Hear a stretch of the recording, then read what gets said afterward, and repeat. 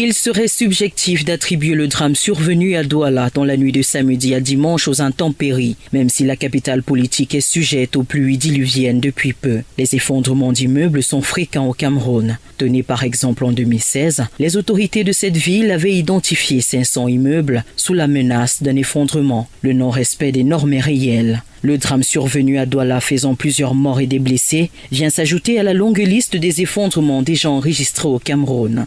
Dans la plupart des villes, ces bâtisses sont construites sur des zones à risque. À cela se greffe le non-respect d'un ensemble de préalables qui, selon les architectes, vont des études techniques et leur validation. Cela implique la résistance du sol, la géotechnique, la force du vent, entre autres, à l'obtention d'un permis de bâtir en bonne et due forme.